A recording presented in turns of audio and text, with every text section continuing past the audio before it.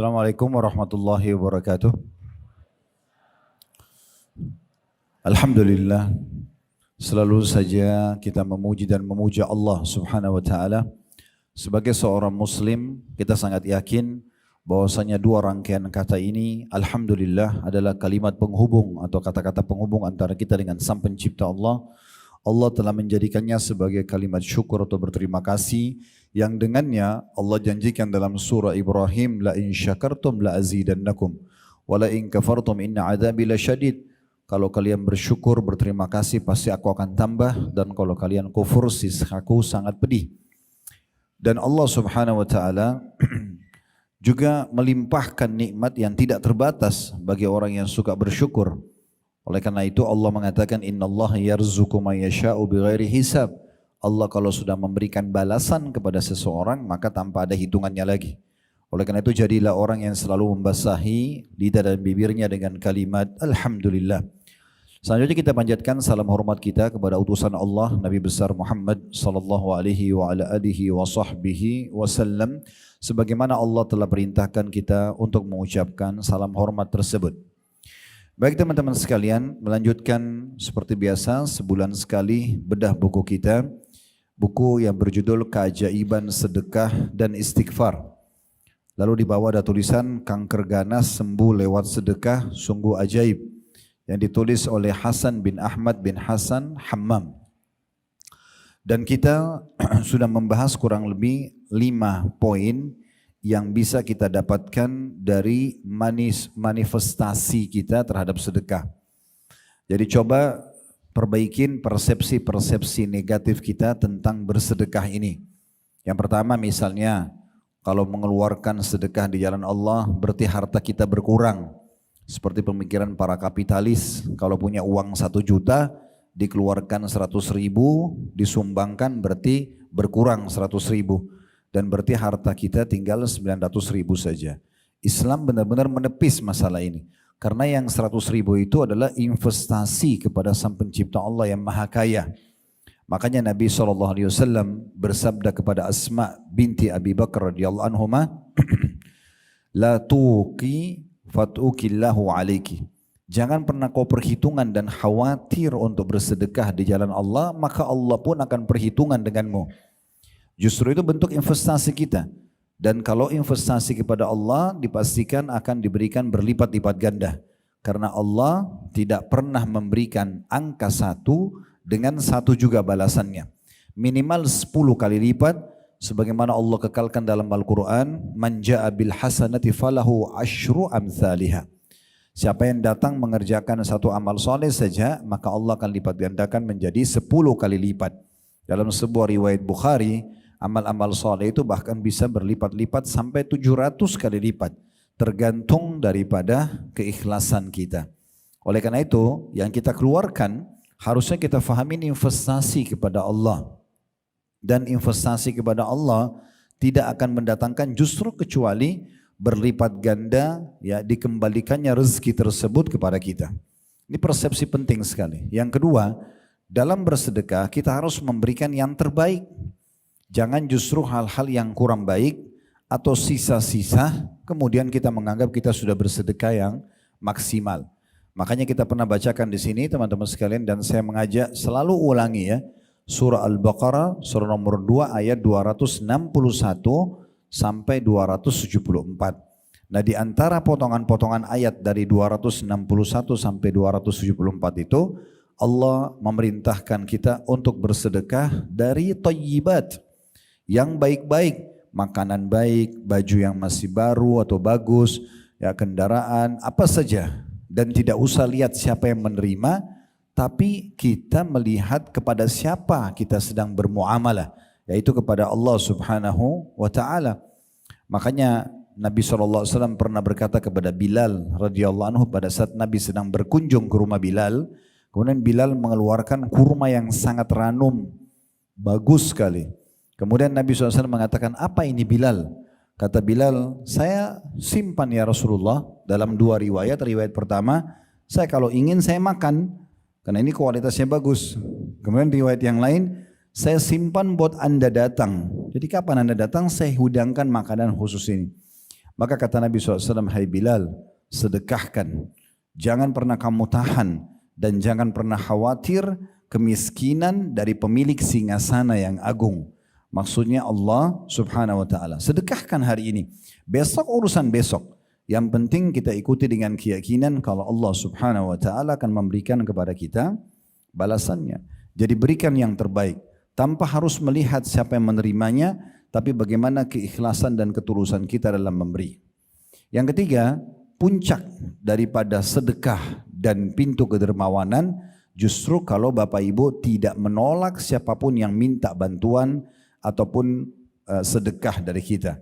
Makanya salah satu sifat yang paling baik dari Nabi SAW adalah kata Anas bin Malik radhiyallahu anhu, bahwasanya beliau tidak pernah menolak siapapun yang minta kepada beliau. Pasti beliau kasih. Dalam satu riwayat pernah Nabi SAW diberikan banyak sekali hasil panen kurma berkeranjang-keranjang dan sangat ranum, baru dipetik. Kurma itu sangat bagus kualitasnya. Baru saja beliau menerima sumbangan atau pemberian hadiah tersebut, maka tiba-tiba datang beberapa orang yang minta bantuan. Dan Nabi SAW tidak memberikan sekilo, 2 kilo, sekeranjang semuanya. Sekeranjang itu mungkin bisa di atas 10 kilo atau 15 kilo dikasih. Dibagiin sampai habis.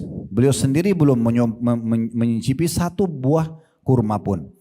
Maka pada saat sudah selesai dibagi semua, ternyata masih ada satu orang yang datang dan mengulurkan tangan minta kepada baginda Nabi SAW. Maka Nabi SAW terlihat dari raut wajah beliau sedih karena masih ada orang yang minta tapi belum bisa dikasih. Maka Umar bin Khattab selaku mertua beliau dan sahabat beliau di sebelah Nabi lalu mengatakan, ya Rasulullah, Allah tidak bebankan Anda di atas kemampuan Anda. Maksudnya tadi kan Anda sudah bantu semua orang-orang ini, bahkan tidak perhitungan, dikasih perkeranjang-keranjang kurma, banyak sekali.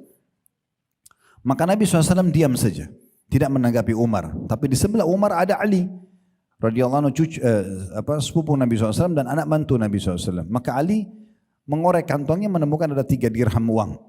Lalu beliau menyerahkan kepada Nabi SAW sambil mengatakan, ya Rasulullah, letakkanlah di mana Anda inginkan. Maksudnya silakan Anda kasih siapapun yang Anda mau. Maka tiba-tiba wajah Nabi SAW senyum dan beliau mengatakan, bihadza umirtu. Beginilah aku diperintahkan. Jadi beliau malah sedih kalau tidak bisa memberikan kepada orang lain. Kalau kita kan kadang-kadang sedih kalau kedatangan terus orang yang minta. Padahal sebenarnya teman-teman, adanya rutin orang yang datang minta kepada kita, itu adalah sebuah pintu sedekah. Jadi kita tidak perlu mencari orang lain kalau sudah ada depan mata. Dan kita memberikan orang yang sama dengan orang lain, apa bedanya? Sama saja, intinya kita sedang bersedekah. Nah ini poin yang penting juga untuk ditanamkan dalam diri kita. Ingat, surga itu tempatnya orang-orang dermawan. Saya ingin mengingatkan kembali teman-teman sekalian di buku kita ini, karena kita sudah masuk di pahala sedekah dan buahnya dari halaman 9 sampai di halaman 18, itu 5 poin sudah kita bahas ya. Namun sebelumnya ada di halaman 6 sampai halaman 7, saya ingin mengingatkan kembali, bisa dilihat di halaman 7-nya, Al-Fudail bin Iyad di paragraf yang kedua ya. Tentu saya tidak baca semua karena ini sudah pernah kita baca, tapi saya ingatkan kembali. Al-Fudail bin Iyad rahimahullah pernah berkata kepada orang-orang yang menerima sedekahnya, mereka membawa perbekalan-perbekalan kita menuju akhirat tanpa upah sedikit pun, hingga mereka meletakkannya di atas timbangan di hadapan Allah Azza wa Jal. Jadi kalau di kacamata seorang muslim, kalau ada orang yang kita kasih makanan, pakaian, uang, apa saja, sebenarnya secara kasat mata mereka sedang menerima. Misalnya kita kasih 1 juta rupiah, dia terima uang 1 juta, tapi uang itu akan dipakai sama dia habis. Tetapi dalam teori agama kita tidak kehabisan uang yang 1 juta itu.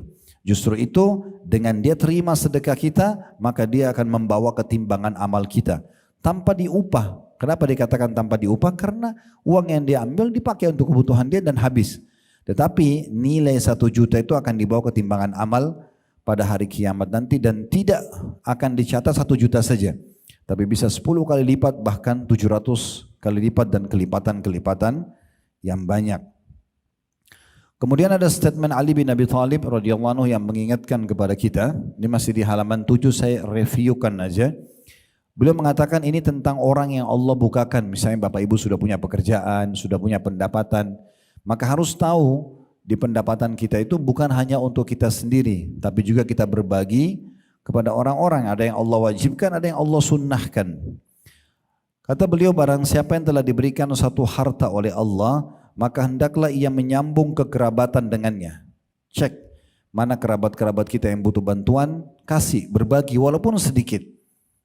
Kemudian memperindah jamuan untuk tamunya. Kalau dulu kita cuma hidangkan segelas teh sama satu potong kue, sekarang mungkin kita bisa berikan makanan lengkap karena memang uang kita sudah bertambah.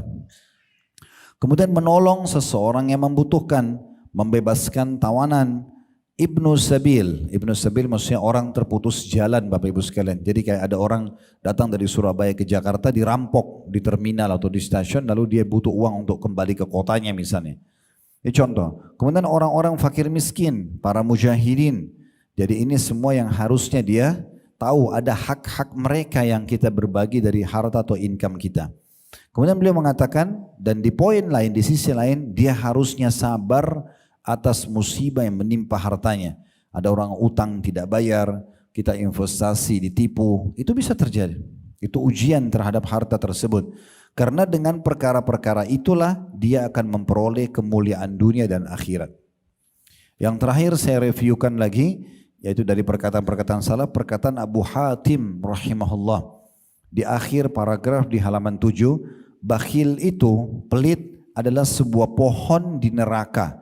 Sedangkan ranting-rantingnya ada di dunia, maka barang siapa yang bergelantungan pada salah satu dari ranting-ranting itu, niscaya ia akan menjerumuskannya ke dalam neraka. Sebagaimana kedermawanan itu adalah sebuah pohon di surga, di mana ranting-rantingnya berada di dunia. Dan barang siapa yang bergelantungan pada salah satu ranting-rantingnya itu, niscaya ia akan membawanya ke surga, dan surga itu adalah tempat orang-orang dermawan.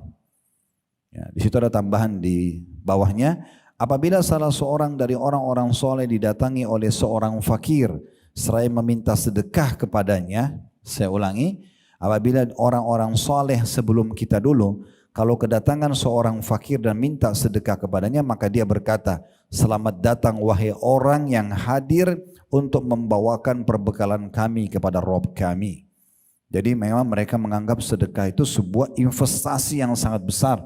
Bukan justru untuk dihindari, tapi bagaimana dia jadikan itu sebagai sebuah program hidupnya. Tidak ada hari tanpa sedekah. Kita sudah jelaskan 5 poin teman-teman, manifestasi atau apa yang Bapak Ibu dapatkan kalau sedekah. Di halaman 9, sedekah adalah pensucian dan pembersihan, maksudnya dari dosa-dosa dan juga penyakit-penyakit hati. Makin sering kita sedekah, makin bersih hati kita. Karena kita mau berbagi dengan orang lain. Berarti sifat pelit sudah tidak ada, ya. Kemudian juga kita orang yang rutin bersedekah itu dipastikan sangat jauh dengan bab pencurian, manipulasi data, karena dia dasarnya suka memberi. Untuk apa dia ambil yang bukan haknya? Maka itu akan ada lahir dari manifestasi sedekah itu. Yang kedua, sedekah itu sendiri bentuk ketundukan kepada perintah Allah dan Rasulnya, maksudnya ibadah. Jadi akan dicatat pahala di sisi Allah Subhanahu wa taala, selain memang apa yang Bapak Ibu sedekahkan akan digantikan oleh Allah Subhanahu wa taala. Saya tidak ulangi lagi ini, saya cuma bacakan poin-poin dasarnya karena sudah kita bahas. Poin ketiga yang didapatkan manifestasi dari sedekah, seorang mukmin berada dalam naungan sedekahnya pada hari kiamat nanti. Nanti di mahsyar pada saat kita dibangkitkan Bapak Ibu sekalian, dan itu pasti terjadi. Karena rukun iman kita yang kelima itu adalah iman kepada hari kiamat. Satu paket di dalam itu, prosesi kematian, ruh kita dicabut, masuknya di alam barzah di kuburan, menjadi taman dari taman surga kalau dia orang beriman, atau lubang dari lubang neraka kalau dia orang kafir, munafik, musyrik. Kemudian akan ada kebangkitan di mahsyar, ditimbangan amal, ditimbang amal baik, amal buruk. Faman ya'mal mithqala dzarratin khairan yara. Siapa yang berbuat seperti biji sawi dari kebaikan akan diperlihatkan dan diberikan balasannya. Wa may ya'mal mithqala dzarratin syarran yara. Dan siapa yang berbuat seperti biji sawi dari keburukan pasti akan diperlihatkan dan diberikan hukumannya. Lalu kemudian surga bagi orang yang patuh dan neraka bagi orang yang membangkang. Nah di sini kita perlu tahu di hari kiamat nanti di mahsyar, itu akan ada orang-orang yang pada saat nunggu antrian di timbangan amal, mereka akan tenggelam dengan keringat mereka sendiri karena banyaknya dosa. Nah, salah satu pelindung yang bisa melindungi kita di akhirat nanti di mahsyar adalah sedekah. Ini sudah kita jelaskan dalilnya, bisa dibaca di halaman 12 sampai halaman 14. Kemudian yang keempat, kita juga sudah bahas pada pertemuan yang lalu, saya cuma ingatkan poinnya, sedekah itu dapat menghindarkan kita dari musibah dan menjauhkan kita dari kematian yang buruk. Itu bisa dilihat dalam riwayat Ibnu Abi Ja'ad di paragraf yang kedua di halaman 15 ya. Beliau mengatakan sesungguhnya sedekah itu menghindarkan diri dari 70 pintu keburukan. Lalu kemudian penulis mengangkat dalil tentang orang akan jauh dari keburukan, di antaranya musibah-musibah yang datang bisa menyusahkan dia atau kematian yang buruk. Diangkatlah hadis Nabi SAW, inna sadaqata la tudfi'u ghadab ar-rabb wa tadfa'u an mitati su'. Sesungguhnya sedekah itu dapat memadamkan amarah Rabb, karena kita buat dosa Tuhan marah. Ya, tapi bisa diredam dengan bersedekah dan menghindarkan dari kematian yang buruk. Ini sudah kita jelaskan. Kemudian yang terakhir kita jelaskan poin kelima pada pertemuan yang lalu, sedekah adalah tanda dan bukti dari iman yang benar. Maksudnya orang kalau mau bersedekah, mau berbagi pada orang lain, berarti itu bisa dinilai orang ini sudah beriman atau belum beriman. Karena Nabi SAW mengatakan as-sadaqatu burhan.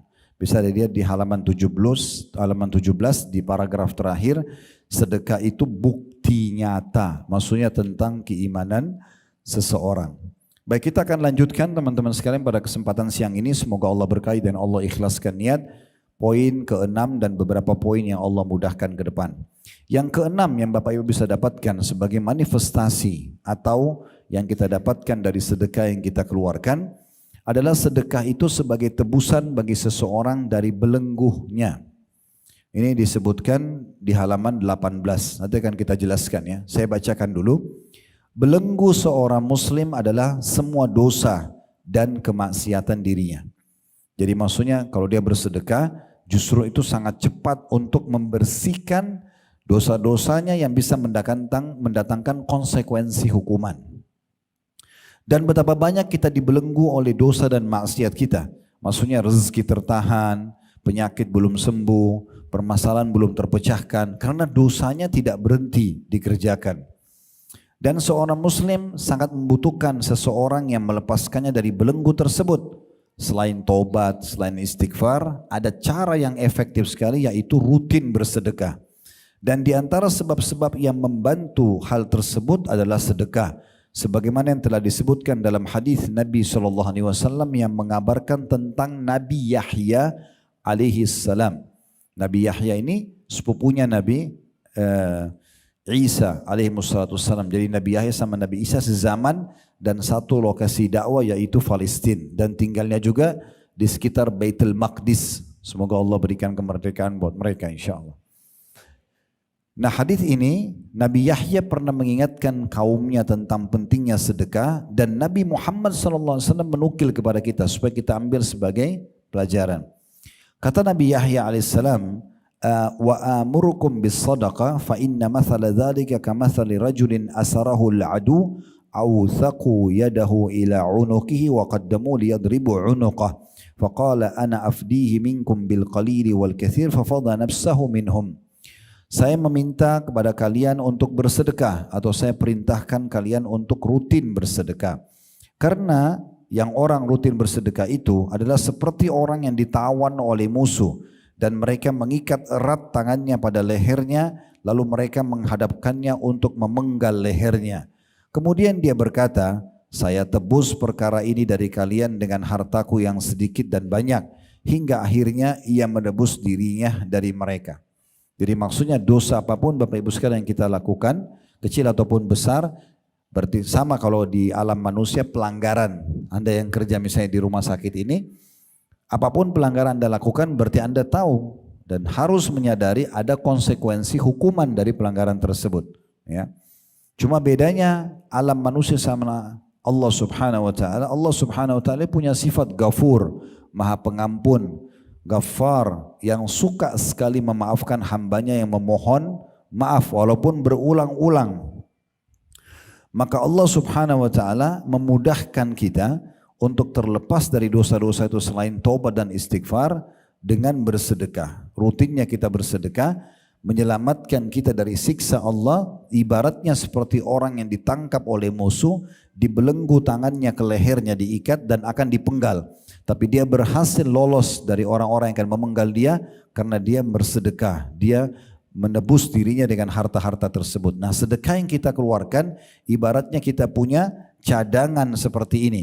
Yang kalau ada dosa yang kita lakukan, kemudian itu akan mendatangkan hukuman, sedekah itu bisa menepis hukuman tersebut. Jadi tolong teman-teman sekalian, kalau kami sampaikan seperti ini jangan difahami timbal baliknya ya.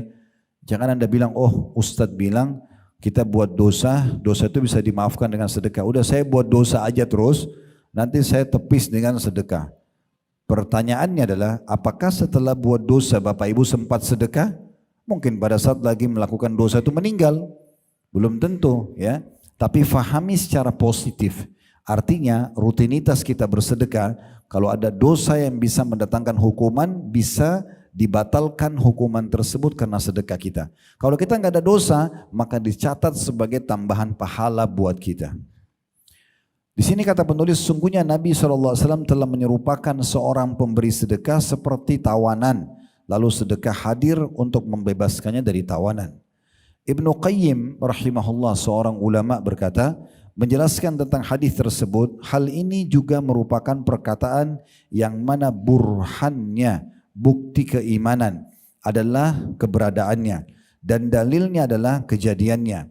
Karena sedekah itu memiliki pengaruh yang menakjubkan dalam hal menolak berbagai macam bencana, walaupun dari seorang yang jahat atau dari seorang yang berlaku zalim, bahkan dari seorang kafir, karena Allah Ta'ala akan menolak darinya berbagai macam bencana dengan sedekah.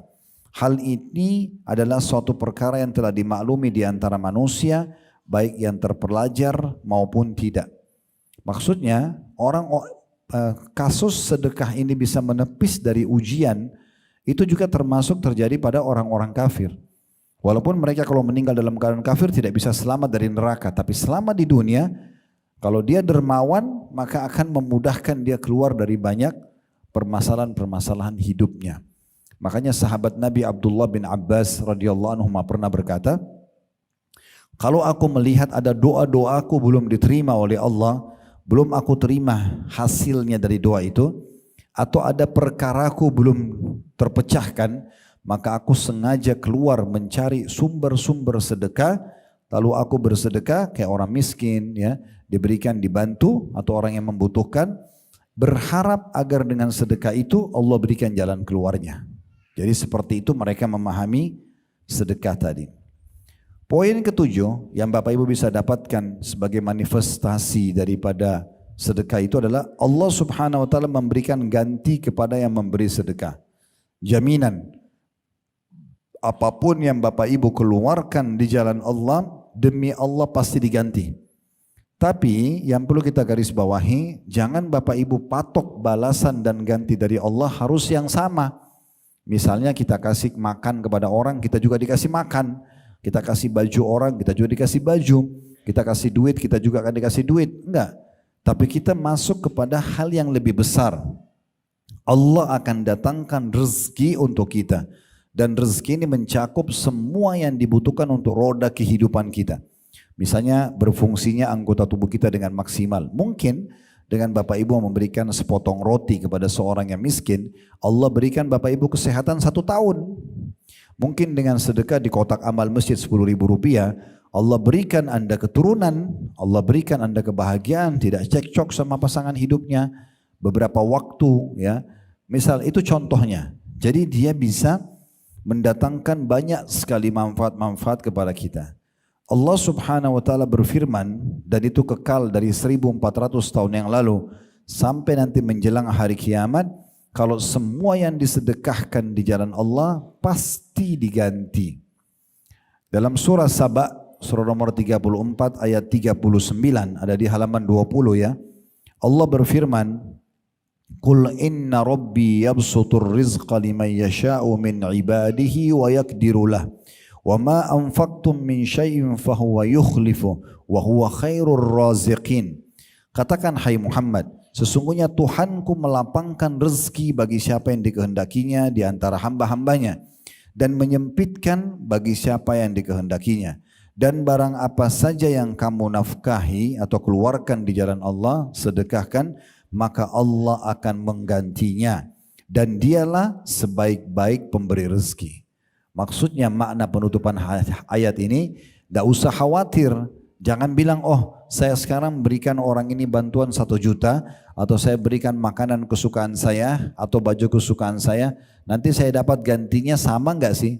Enggak, tidak usah khawatir, Allah akan berikan lebih daripada itu, yang di luar daripada jangkauan dan pikiran kita. Makanya Allah bilang, dan ketahuilah dia sebaik-baik pemberi rezeki. Jadi bukan balasan dari orang yang kita bantu, tapi langsung dari pemilik alam semesta ini, Allah subhanahu wa ta'ala. Kata penulis, ini adalah sebuah kabar dari Allah subhanahu wa ta'ala kepada para pemberi sedekah dan pemberi nafkah, bahwa Allah akan menggantinya untuk mereka. Dan siapakah yang lebih benar perkataannya daripada Allah? Kalau Bapak Ibu kerja di satu perusahaan dan yakin di akhir bulan akan terima gajinya, sementara pemilik perusahaan tersebut atau pimpinan perusahaan itu manusia biasa, dia bisa curang. Anda begitu yakin akan terima gaji, hanya karena dianggap dia orang baik atau dia jujur. Bagaimana dengan Allah subhanahu wa ta'ala? Kenapa kita masih ragu dengan janji Allah? Padahal Allah mengatakan, وَمَنْ أَصْدَقُ مِنَ اللَّهِ قِيلًا. Siapakah yang lebih jujur dalam perkataan daripada Allah? Dan Allah juga mengatakan, إِنَّ اللَّهَ لَا يُخْلِفُ الْمِيعَادِ. Allah tidak akan pernah pungkiri janji-janjinya.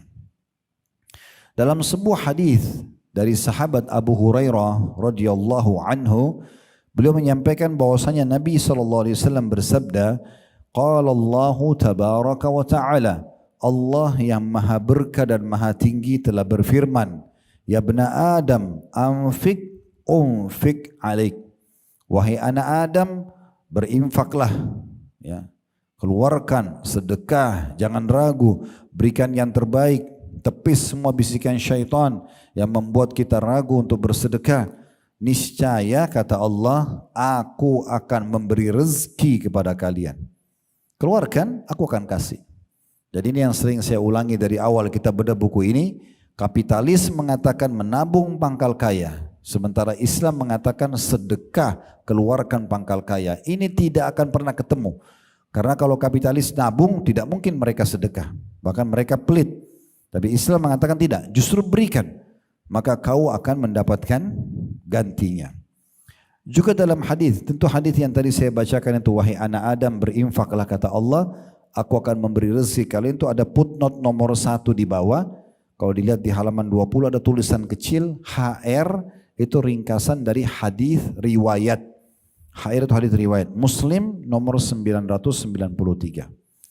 Lalu penulis mengangkat hadis yang lain yang berbunyi dari Abu Hurairah juga radhiyallahu anhu bahwa Rasulullah sallallahu alaihi wasallam bersabda, "Ma min yawmin yusbihul ibadu fihi illa wa malakani yanzilan, fayaqulu ahaduhuma Allahumma a'ti munfikan khalafa wa yaqulu al-akharu Allahumma a'ti mumsikan talafa."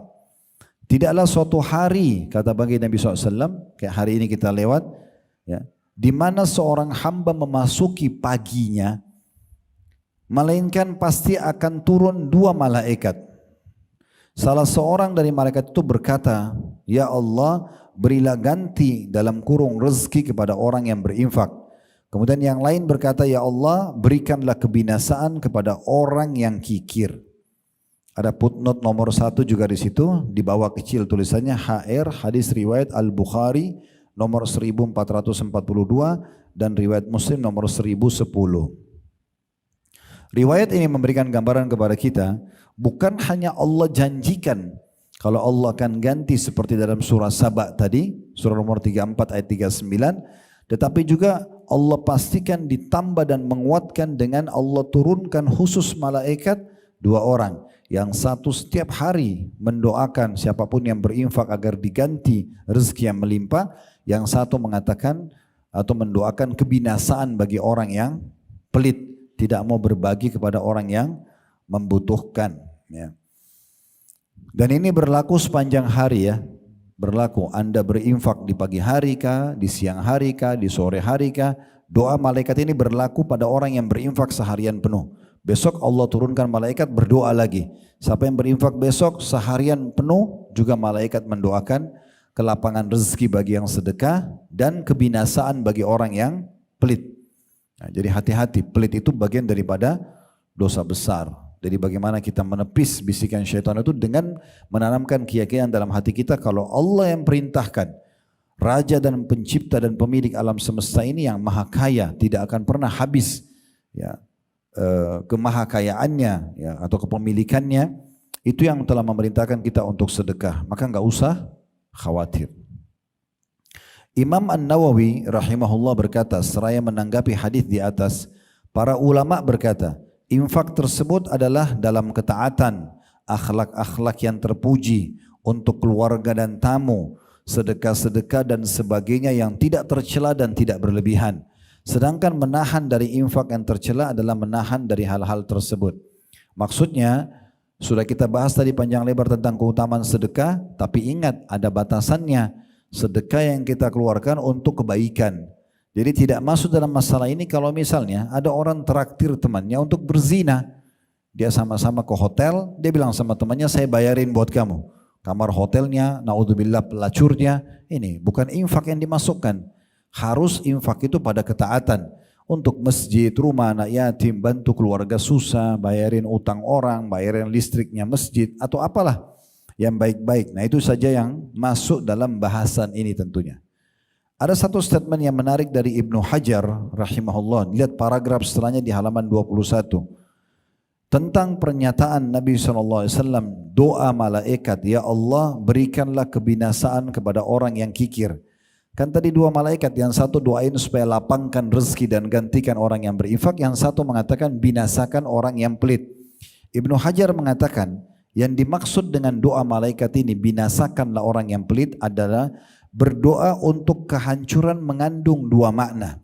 Makna hancurnya harta itu sendiri yang dimiliki oleh orang pelit, dan hancurnya jiwa orang tersebut. Rusak jiwanya. Kalau orang suka pelit, rusak jiwanya. Kita akan temukan hilang cahaya keimanan dari wajahnya, ya, hatinya jadi keras karena selalu pelit. Dan umumnya orang yang pelit itu emosional. Tapi kalau orang yang dermawan itu tidak emosi. Karena dasarnya hatinya sudah bersih, suka memberi. Dia mau marah kenapa?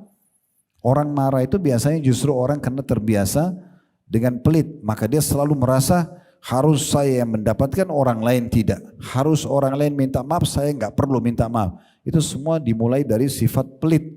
Maka menyebar kemana-mana. Ingat, perbuatan baik Bapak Ibu sekalian punya saudara-saudara dari kebaikan. Bapak Ibu jujur, akan datang itu amanah, akan datang tanggung jawab, itu sepupunya semuanya.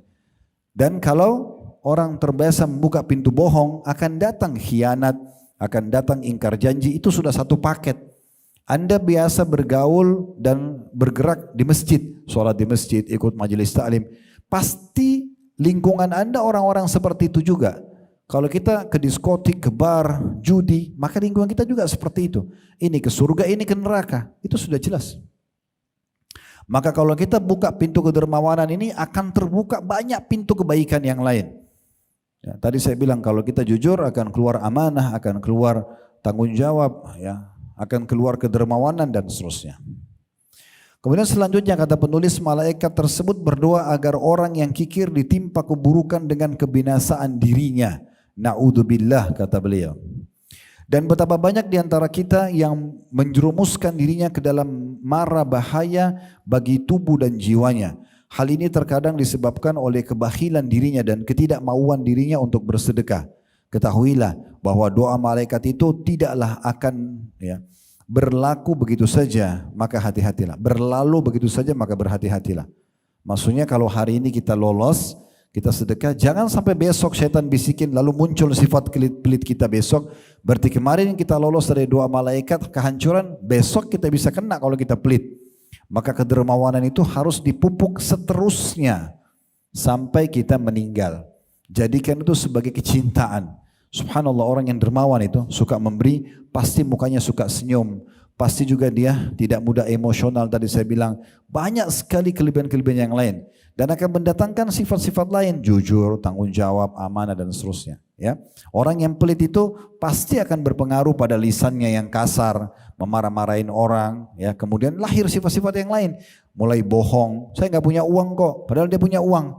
Ya, dia bohong hanya karena pelitnya. Kalau dia dermawan, tidak mungkin dia bohong, dia akan kasih. Bahkan kaum salafus saleh sangat gembira dengan orang yang datang kalau minta bantuan. Tadi sudah saya sebutkan. Sebagian salaf itu tadi di halaman berapa? 8 atau 9 tadi saya bacakan. Mereka kalau kedatangan orang yang minta sedekah, mereka bilang selamat datang sambil senyum. Orang-orang yang akan membawa amal-amal kami ketimbangan amal kami tanpa upah sedikit pun. Tinggal 2 poin manifestasi yang dituliskan oleh penulis apa yang Bapak Ibu dapatkan kalau kita bersedekah. Yang ke-8, pahala sedekah tidaklah terputus di saat itu saja ya, dari pemberinya, tapi akan berlanjut ya setelah kematian. Kata penulis, ketika kehidupan seorang manusia telah habis di dunia ini dan ajal menghampirinya, batas waktu umurnya sudah ditentukan, sudah sampai, lalu dia pergi menghadap Tuhannya sebagai seorang mayit dikubur di kuburan untuk diperhitungkan segala perbuatan yang telah dia lakukan. Di saat itulah seseorang manusia sangat membutuhkan amalan-amalan soleh yang menyelamatkannya dari siksaan Allah Azza wa Jal. Dan di antara amal-amal soleh tersebut yang tidak terputus pahalanya dari seseorang mayit setelah kematiannya adalah sedekah. Kan kita misal contoh Bapak Ibu sekalian, kalau solat itu hanya kita yang boleh kerjakan. Tidak ada solat bisa diwakilkan, ya enggak? Sekarang kita selama hidup kita solat, ya kita beruntung. Tahu kita meninggal, enggak ada ceritanya anak kita solat buat kita. Misalnya dia solat duhur, lalu dia tambah lagi duhur 1 buat orang tua sudah meninggal. Enggak ada dalam syariat Allah itu. Ya, begitu juga dengan puasanya, kecuali mayit itu punya utang puasa Ramadan. Dia harusnya membayar tapi meninggal sebelum dia membayarnya, itu walinya membayar.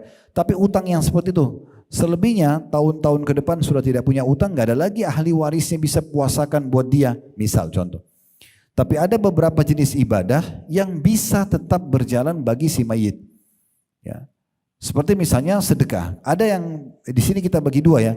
Ada yang bisa dia dapat pahala dari perbuatan orang lain, seperti haji dan umroh. Kalau kita sudah meninggal, lalu ada ahli waris kita membadalkan haji dan umroh. Mereka kerjakan haji umroh buat kita. Sampai. Tapi ini paling sekali 2 kali ahli waris kita kerjakan. Ya. Dan harus dia yang mengerjakannya. Maksudnya dia yang bersedekah dengan uang atau dia yang langsung mengeksekusinya. Tapi ada yang tidak butuh orang lain. Itulah sedekah. Kalau sedekah yang Bapak Ibu keluarkan, apalagi sedekahnya jariyah. Maksudnya selalu berfungsi kayak wakaf tanah, pembangunan masjid, rumah anak yatim, jalanan, sumur yang terus berfungsi. Maka ini tidak ada pun orang yang membantu kita setelah kita meninggal, pahalanya tetap berjalan. Ini dalam bab sedekah. Ya. Oleh karena itu teman-teman, kalau ada kotak amal di pinggir jalan, ada renovasi masjid, jangan lewat begitu saja. Segera berikan, karena itu sedekah jariyah. Uang itu digabungin sama uang-uang lain, walaupun Bapak Ibu cuma nyumbang 1.000, 2.000 rupiah saja, dibelikan, digabungkan, dibelikan semen, direnovasi dalam masjid tersebut atau dibangun, Anda akan dapat pahalanya.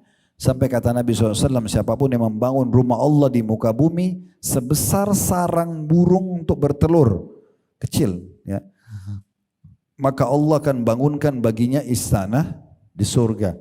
Nah, sedekah ini salah satu pintu yang luar biasa. Setelah kita meninggal, walaupun ahli waris kita tidak bersedekah buat kita atau tidak mengerjakan amal lagi buat kita, sedekah yang sudah kita lakukan semasa hidup, terutama di wakaf-wakaf ya atau suatu fasilitas yang dipakai terus-menerus, maka itu akan menjadi sedekah jariyah yang berjalan terus.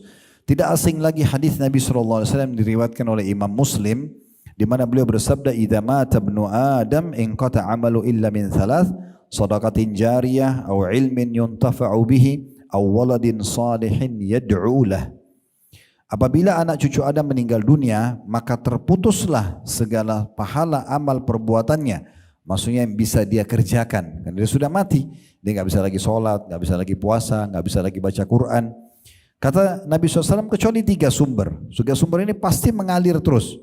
Yang pertama adalah sedekah jariah. Jariah artinya yang berjalan terus, dipakai terus. Ya tadi saya bilang pembangunan masjid, rumah anak yatim, jalanan, sumur yang digali dipakai dan seterusnya.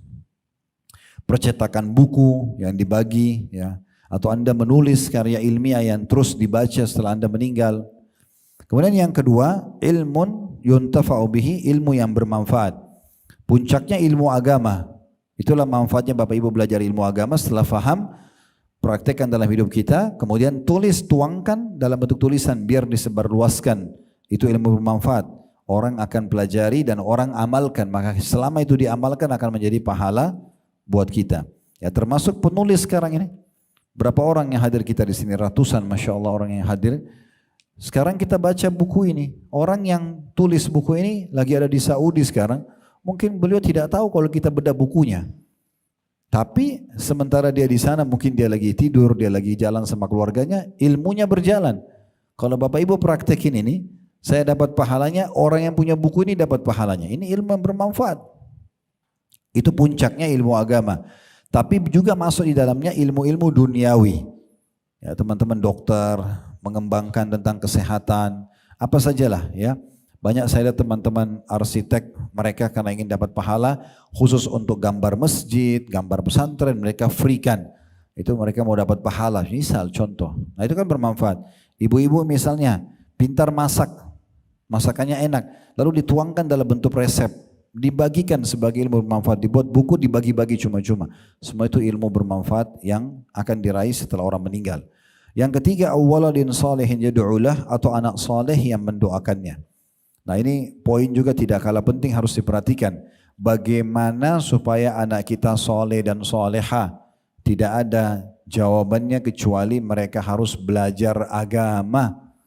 Baru bisa jadi soleh dan soleha. Kalau dari kecil kita nggak pernah suruh mereka belajar baca Al-Quran, tidak pernah hafalkan ayat Al-Quran, tidak ajarin sholat, tidak ajarin sunnah-sunnah Nabi kayak makan tangan kanan, ya jangan makan dan minum dengan tangan kiri, sebagaimana Nabi SAW melarang. Kemudian juga ke masjid sholat bagi anak laki-laki, perempuan tutup aurat, misalnya dengan jilbab. Tutup laki-laki juga tutup aurat, tapi perempuan yang lebih banyak bagian tubuh yang ditutup misalnya. Dari kecil dibiasakan, maka itu baru bisa membentuk anak soleh. Kalau sholat aja nggak pernah diajarin, belajar agama tidak dianggap sebagai skala prioritas, ya. Bahkan seringkali di Indonesia ada sebagian orang, tidak semua, menganggap pesantren itu hanya tempat buangan anak-anak nakal saja. Buktinya kalau anak nakal, orang tuanya bilang, nanti ayah atau ibu pesantrenin kamu ya. Kesannya pesantren itu hanya untuk orang yang nakal. Salahin. Saya pernah tinggal di pesantren, saya tahu bagaimana pesantren itu. Dan pesantren itu mengajarkan santrinya untuk sholat 5 waktu, tutup aurat, belajar ayat-ayat Al-Quran, menghafalnya, kemudian hadis-hadis Nabi, mempelajari sejarah sahabat dan Nabi. Ini kan yang membuat kita bisa menjadi anak-anak soleh. Jadi kalau mau punya amal jariah yang tidak putus-putus, itu punya anak yang baik. Nah caranya harus dididik agama memang dari kecil. Kenapa ibu-ibu tidak membiasakan anaknya dari kecil yang perempuan pakai jilbab misalnya? Di sini Masya Allah saya lihat ada anak muslimah kecil-kecil bisa pakai jilbab, itu sangat bagus. Kadang-kadang orang tua mengatakan sudah jangan dulu, kesian masih kecil. Kenapa dikasihani? Ada masalah apa kalau pakai jilbab? Dia tetap lucu aja kok sebagai anak-anak misalnya. Dan seterusnya ya. Kemudian yang terakhir yang kita bahas di poin ke-9, ya, maaf ada paragraf yang belum saya baca di situ, di poin 8 kata beliau di terakhirnya setelah menyebutkan hadis, maka perhatikanlah wahai saudaraku yang budiman tentang besarnya pahala sedekah dan keutamaannya serta keabadian manfaatnya hingga setelah kematian Anda. Nah, terus juga saya titik beratkan ya, kalau Bapak Ibu lewatin satu masjid, sudah nyumbang nih, kita sudah nyumbang tadi, udah taruh uang 10.000 pagi. Kita pulang sore masih ada kota amal, sedekah aja lagi, tidak masalah. Jangan dibisikin syaitan, tadi pagi kan kamu sudah bantu. Itu tadi pagi, malaikat sudah catat, yang sore ini ada kesempatan kasih. Ingat teman-teman, kalau kita punya uang miliaran pun di rekening, kalau pas kita melihat malaikat maut nanti, harapan kita bagaimana Allah berikan waktu berapa menit saja supaya kita bisa bersedekah seluruh harta kita itu. Itu disebutkan dalam akhir surah Al-Munafikun. Ya. Wa anfiqu mimma razaqnakum min qabli an ya'ti ahadakumul maut fayaqulu rabbi laula akhartani ila ajalin fa asaddaq wa akun minas salihin. Ya, kalau janganlah bersedekahlah kalian ya. Jangan sampai datang ajal kepada seseorang terkadang lalu dia berkata pada saat lihat malaikat maut, ya Allah terlambatkanlah umurku, beri aku jenjang jedah waktu beberapa menit saja ke depan agar aku bisa bersedekah seluruh hartaku itu dan aku termasuk orang-orang saleh. Tapi apa yang Allah bilang? Walan yuakhirallahu nafsan idza jaa ajaluha. Allah tidak akan mungkin melambatkan kalau ajal seseorang sudah datang, sudah telat. Mumpung masih hidup, sedekahkan ya, dan Anda yang bisa mengeluarkan itu. Jangan pernah menghayal teman-teman, walaupun bisa terjadi. Kalau kita meninggal nanti ahli waris saya akan sedekah buat saya kok. Belum tentu. Bisa saja mereka lupa, bisa saja mereka lalai. Ataupun kalau mereka sedekah mungkin mereka tidak rutinkan. Kita jujur aja, setiap orang dari kita yang hadir di sini, apakah dia setiap hari bisa sedekah buat orang tuanya yang sudah meninggal? Belum tentu. Mungkin dia sedekah di saat dia ingat. Maka kenapa kita tidak bersedekah semasa kita hidup untuk diri kita sendiri? Yang kita bisa meraih pahalanya nanti. Terlebih lagi sudah kita sebutkan tadi, diantara manifestasinya adalah Allah akan ganti kok. Makin besar kita keluarkan, makin besar gantinya. Lalu apa yang membuat kita ragu? Ingat perkataan Nabi SAW kepada Bilal tadi, saya ulangi lagi. Hai Bilal, sedekahkan dan jangan pernah kau takut kemiskinan dari Allah pemilik arsy yang agung. Allah akan gantikan, tidak usah khawatir. Dalam sebuah kisah, Aisyah radhiyallahu anha pernah di masa puasa, pas sudah mau buka puasa, yang ada di rumah beliau cuma roti sama minyak saja. Karena tidak punya makanan. Biasanya orang-orang dulu kalau tidak punya makanan, roti disimpan beberapa hari kan jadi keras dia. Dicelupin di minyak zaitun baru dimakan. Itu makanan yang paling sederhana. Maka ada satu orang ketuk pintu sebelum azan maghrib di rumah Ummul Mukminin Aisyah radhiyallahu anha. Begitu dia ketuk pintunya, dan itu kisah ada disebutkan di buku ini ya. Nanti akan disebutkan di kisah-kisah nyata tentang masalah kejadian sedekah atau keajaiban sedekah. Yang jelas pada saat itu pembantu Aisyah disuruh oleh Aisyah berikan roti itu sama minyak. Diberikanlah kepada orang miskin tadi lalu dia pergi. Kemudian si pembantu bilang sama Aisyah, wahai Ummul Mukminin, sesungguhnya kita tidak punya makanan untuk buka puasa. Enggak ada makanan. Anda tadi suruh kasih orang miskin, cuma itu saja yang kita punya untuk buka puasa.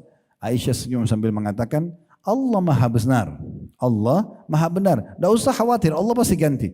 Subhanallah, baru Aisyah bicara begitu, ada orang ketuk pintu rumah beliau lagi.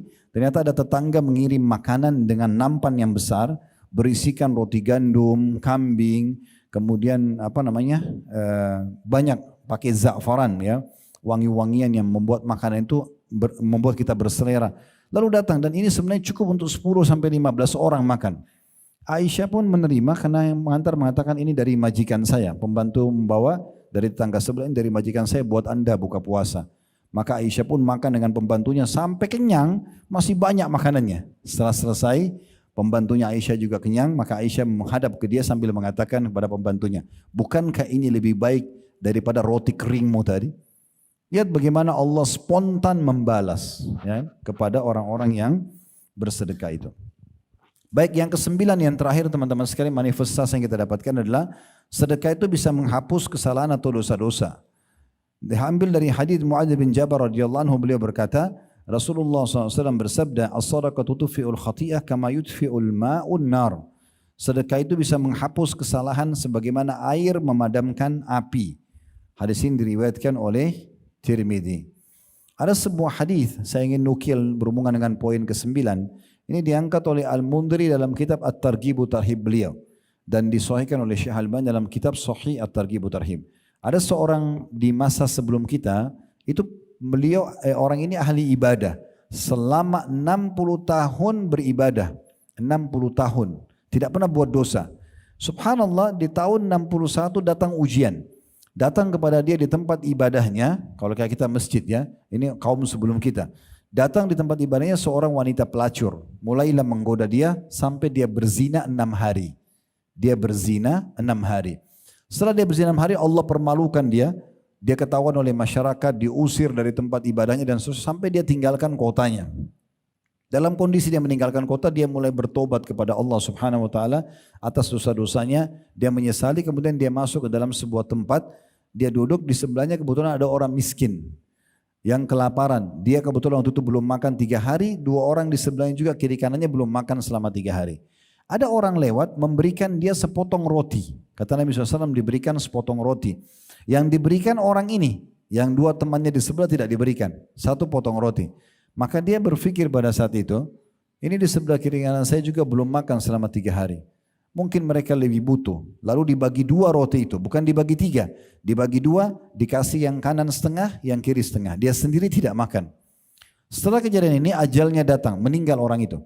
Kata Nabi SAW, ditimbanglah amal dia 60 tahun, amal solehnya.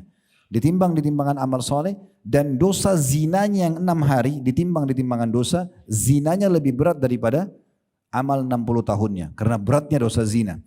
Lalu kata Nabi SAW, lalu Allah datangkan pahala sedekah dengan sepotong roti yang dia berkorban untuk 2 orang yang sedang kelaparan, dia sendiri nggak makan. Ditaruh ditambah di timbangan amalnya, maka tiba-tiba itu menjadi lebih berat daripada zina yang 6 hari.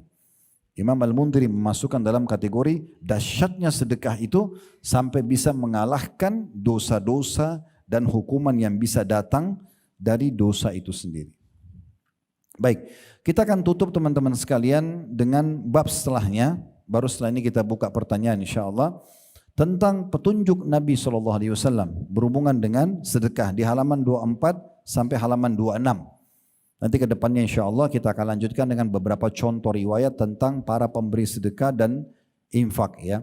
Jadi artinya ke depannya itu cuma kisah-kisah tentang bagaimana para salafus saleh dalam bersedekah. Tapi kisah-kisahnya sangat unik. Sekarang kita baca tentang petunjuk Nabi SAW berhubungan dengan sedekah. Di halaman 24 kata penulis, adapun petunjuk Nabi SAW tentang sedekah, maka apa yang diungkapkan oleh Ibnu Qayyim, ini nama seorang ulama rahimahullah, tentang hal tersebut sangat indah sekali. Di mana beliau berkata, Rasulullah SAW adalah orang yang paling banyak bersedekah dengan apapun yang dimilikinya. Makanan, pakaian, apa saja, semua disedekahkan. Tidaklah beliau meminta banyak apa yang diberikan Allah untuknya dan tidak juga memandang sedikit pemberiannya itu. Dan tidaklah seseorang meminta kepadanya sesuatu yang ada padanya baik sedikit maupun banyak kecuali beliau memberikannya. Jadi yang kita harus tangkap di poin ini, seringkali syaitan teman-teman, kalau kita lagi ada kesempatan untuk bersedekah, menakut-nakuti kita. Seakan-akan kalau kita kasih, saya mau makan apa? Nanti uang saya habis dong, dan seterusnya. Ini syaitan. Baca a'udzubillahi minasyaitonirrajim. Segera lawan itu dan bersedekah. Yakinlah kepada Allah yang maha kaya, karena dia memerintahkan kita akan menggantikan. Niang-niangkan selalu tadi yang sudah kita bacakan surah Saba, surah nomor 34 ayat 39 potongan ayatnya, wa ma anfaqtum min syai'in fahuwa yukhlifu. Apapun yang kalian infakkan di jalan Allah pasti dia akan ganti. Tidak usah khawatir, keluarkan lalu tinggalkan sudah. Ya. Berharap balasan dari Allah Subhanahu wa taala. Dan itu yang dilakukan oleh Nabi SAW. Beliau selalu bersedekah dan tidak mau menolak orang yang meminta bantuan. Karena tidak penting teman-teman melihat siapa yang minta bantuan. Yang penting adalah sedekahnya, ibadah yang sedang kita lakukan. Kalau kita selalu mau menilai, oh orang ini sudah pernah minta, untuk apa saya kasih lagi? Maka berarti kita akan memilih-milih orang. Kalau kebetulan di sekitar rumah kita sudah pernah kita bantu semuanya, lalu Anda berhenti bersedekah, kan tidak mungkin. Tidak usah lihat orang yang terulang atau tidak terulang. Yang penting saya bisa bersedekah selama saya hidup.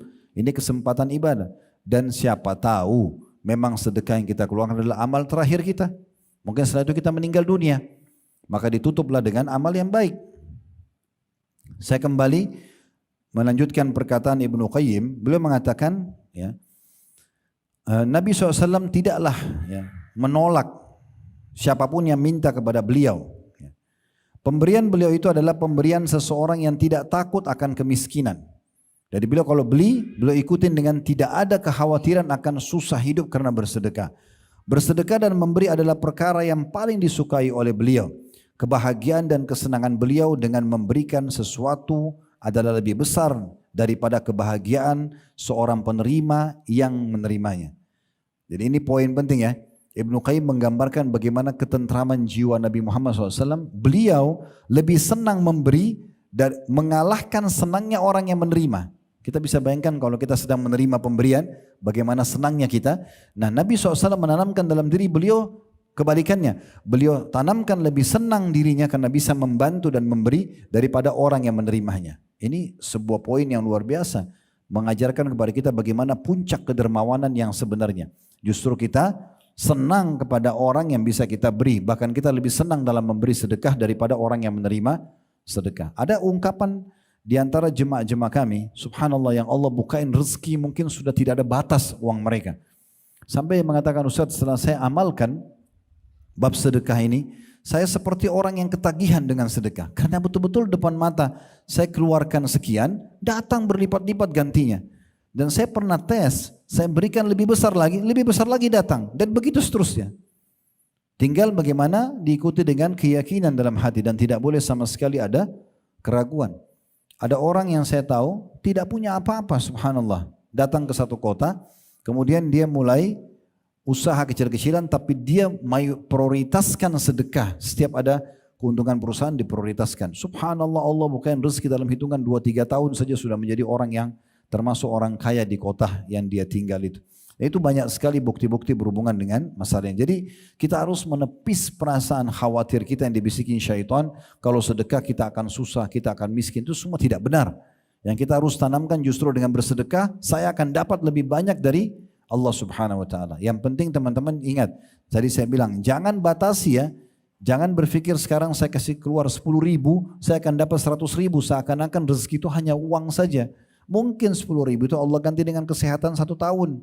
Mungkin diberikan keturunan lebih banyak. Ya, mungkin mendapatkan anak 3-4 orang yang bisa jadi anak soleh buat dia. Atau kebahagiaan dia dapatkan dari pasangannya. Atau dia mendapatkan teman-teman yang baik. Atau sekian banyak yang bisa datang sebagai rezeki dia. Selanjutnya, kata Ibnu Qayyim, beliau maksudnya Nabi Muhammad SAW adalah orang yang paling dermawan untuk suatu kebaikan. Tangan kanan beliau seperti angin yang tertiup, suka memberi, tidak pernah menahan. Dan bila seseorang membutuhkan mendatanginya, niscaya beliau mendahulukan orang tersebut dari dirinya sendiri.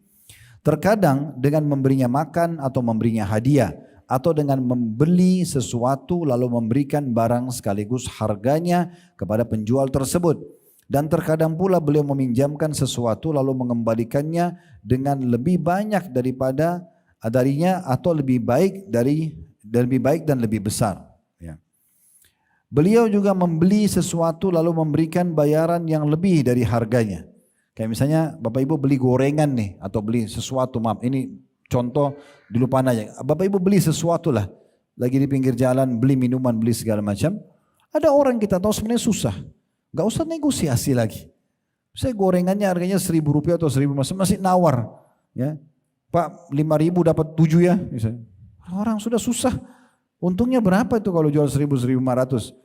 Udah, salah satu ciri Nabi SAW merupakan kedermawanan, beliau bahkan sengaja melebihkan uang dari jumlah transaksi, bukan malah menawar. Ya, beda kalau Anda masuk ke satu toko brand yang memang mahal, itu beda. Kalau orang susah untuk apa? Negosiasi. Beliau menerima hadiah dan membalasnya. Jadi bukan hanya menerima, tapi dalam bab sedekah beliau membalas pemberian hadiah tersebut. Yang lebih banyak dari hadiah yang diberikan. Dan dengan berlipat ganda darinya sebagai suatu tindakan kasih sayang dan variasi dalam berbagai bentuk sedekah dan kebaikan dengan segala kemungkinannya. Sedekah beliau, maksudnya Nabi Muhammad SAW adalah dengan apa yang beliau miliki, dengan kondisinya dan dengan perkataannya. Maksudnya tidak memaksakan diri untuk mengambil orang lain punya, tapi beliau sedekah dengan apa yang beliau miliki. Hingga beliau memberikan apa yang ada padanya, memerintahkan untuk bersedekah dan menganjurkannya. Jadi setelah beliau praktek, beliau ajarkan kepada orang untuk praktekin. Dan beliau juga mengajak dengan kondisi real dan perkataannya, bila seseorang yang kikir dan pelit memandang beliau, niscaya kondisi beliau akan menariknya untuk memberi dan berinfak. Maksudnya adalah beliau berikan contoh, jangan pelit. Saya sendiri tidak pelit loh sebagai suri tauladan. Dan orang yang pelit itu akan dijauhi oleh orang-orang.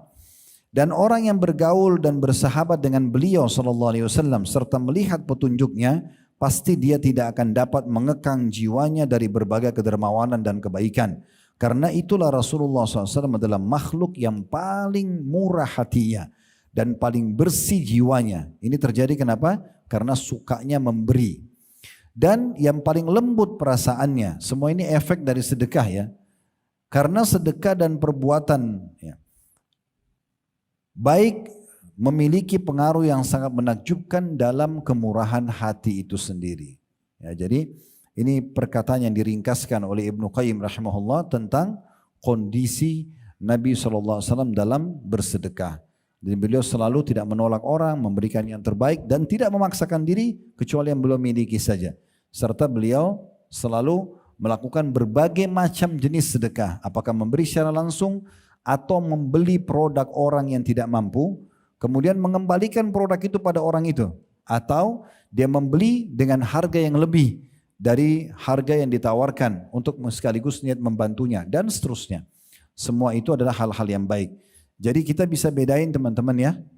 Ada satu penjual, ini sebagai penutup dan kita buka tanya jawab setelah ini insyaAllah. Di Saudi itu ada satu toko jual selimut, terkenal sekali kisahnya di sana. Jadi kebetulan yang punya toko ini sangat maju dan Masya Allah salah satu cirinya suka sekali bersedekah, orangnya dermawan. Satu waktu datang satu orang susah di musim dingin ke toko dia sambil menanyakan, kalau tidak salah dia punya uang 100 real saja. 100 real berarti sekitar 420 ribuan lah kalau kita sekarang. Kalau dikurskan 4.200 1 real ya. Maka orang miskin ini masuk lalu bertanya kepada pegawai-pegawai di toko itu, saya punya uang 100 real, saya butuh 4 atau 5 selimut. Untuk dia, untuk istrinya dan juga untuk anaknya karena dingin sekali, musim dingin di sana dingin sekali. Maka para orang-orang di toko itu bilang tidak ada. Karena memang minimal harga selimut itu kalau tidak salah sekitar 100 real. Orang ini minta 100 real bisa dapat 4 atau 5 selimut. Artinya hanya satu selimutnya 20 real atau 25 real saja.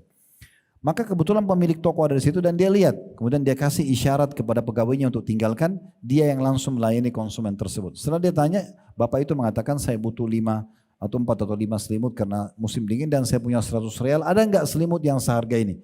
Spontan pemilik toko itu mengatakan, iya silakan anda pilih selimut yang anda mau. Bisa, semua selimut sini bisa anda beli dengan 100 real. Bisa ambil 4 atau 5.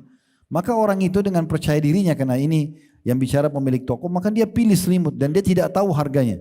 Ternyata semua selimut yang dia pilih jauh lebih mahal dari harga uang yang dia punya. Dan waktu saat ke kasir yang layani dia pemilik toko itu. Setelah dilayani, pergilah orang tersebut, kemudian dia kumpulkan pegawainya semua lalu dia berkata, saya yakin kalian punya pertanyaan dengan sikap saya tadi. Kata pegawainya, benar. Kenapa anda menjual selimut anda 100 real uang orang itu dengan bisa mengambil selimut mana saja dan kami tahu harganya selimut-selimut yang diambil itu jauh lebih mahal daripada itu. Artinya satu selimut saja nggak cukup dengan 100 real, bisa 200, 300 real. Maka kata dia, orang ini datang membawa kemuliaan jiwanya. Dia mau membeli, gitu kan? Dia mau membeli, maka saya persilahkan. Karena dia mau membeli dan dia orang yang butuh. Kita bantu saja. Maka kata orang pegawainya, oke, kalau gitu kenapa anda tidak kasih aja dia cuma-cuma? Diulangi lagi perkataannya. Dia mengatakan, perhatikan orang ini datang bukan minta. Dia mau membeli. Maka biarkan dia masuk dan keluar dari toko kita dalam kondisi dia mulia. Dia merasa membeli. Dia mulia karena dia tidak sedang mengemis. Maka kita harus kondisikan atau sesuaikan dengan kondisi orang yang sedang meminta kepada kita. Maka ini satu poin yang sangat baik ya. Saya pernah bertemu dengan orang susah di pinggir jalan, Bapak Ibu sekalian. Dia jual barang, tuh ada yang jual koran, ada yang jual air minuman, air mineral. Terus saya bilang, Pak, ini uangnya ambil aja, saya nggak usah ambil airnya. Dia nggak mau, nggak ambil aja Pak airnya, nggak apa-apa, biar saya ambil uangnya ada nilainya. Itu mulia luar biasa. Ada orang yang seperti itu memang. Jadi tidak semua juga orang mau terima uang kosong. Ada orang yang punya kemuliaan jiwa, dia mau tapi ada imbalannya. Dia dagang maka dia mulia. Nah seperti itu kurang lebih gambaran yang bisa kita ambil. Sebagai saya bahasakan tadi teman-teman, kita akan lanjutkan ke depannya insyaAllah dengan sisa dari bahasan keajaiban sedekah ini, yaitu kisah-kisah nyata dari orang-orang yang berinfak dimulai dari Nabi SAW dan beberapa orang tokoh-tokoh salafus saleh yang lalu. Dan kita berdoa kepada Allah Subhanahu wa taala, semoga Allah berkahi majelis kita, Allah terima seluruh amal saleh yang pernah kita kerjakan, sunnah ataupun wajib yang sedang kita kerjakan, yang akan kita kerjakan sampai menjelang ajal datang nanti dengan pahala yang sempurna, dan semoga Allah panjangkan umur kita sepanjang mungkin yang Allah berikan kepada hamba-hambanya di atas ketaatan dan keimanan, juga ilmu agama yang benar. Kemudian juga semoga Allah SWT memaafkan semua kesalahan-kesalahan kita, sengaja ataupun tidak sengaja, kecil ataupun besar, kedua orang tua kita, bahkan muslimin dan muslimat, mukminin dan mukminat yang hidup dan juga yang sudah meninggal.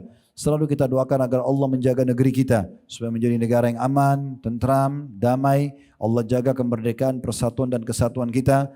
Allah juga memberikan kepada kita pemimpin yang terbaik, yang pemimpin ini bisa menjalankan amanah, tugas dengan baik, dan juga kita menjadi masyarakat yang selalu bergotong royong dengan pemerintah menjalankan program-program yang baik sehingga negara kita menjadi maju dan makmur, serta juga bisa menjadi contoh bagi negara-negara yang lain. Dan selalu kita doakan saudara kita muslimin dimanapun mereka berada sedang tertindas, terutama di Gaza di hari-hari sekarang, semoga Allah ikhlaskan niat mereka, terima para syuhada mereka, muliakan Islam di tangan mereka dan tangan kita semua, dan semoga Allah ikut sertakan kita bersama mereka di pahala, baik dengan doa, dengan harta juga dengan jiwa kita, dan semoga Allah dengan kemahamurahannya yang saya yakin sekarang sedang melihat kita karena dia maha melihat, mendengar kita karena dia maha mendengar, dan juga maha mengetahui semua isi hati kita karena dia zat yang maha mengetahui, agar menyatukan kita semua di surga firdausnya tanpa hisab, mana disatukan dalam majlis ilmu yang mulia ini. Allahumma amin. Wala benar dari Allah, wala salah dari saya mohon dimaafkan. Wa sallallahu nabiyina Muhammadin wa alihi wa sahbihi wa sallam. Wa akhiru da'wana alhamdulillahi rabbil alamin. Subhanakallahumma bihamdika asyhadu an la ilaha illa anta astaghfiruka wa atubu ilaik. Wassalamualaikum warahmatullahi wabarakatuh.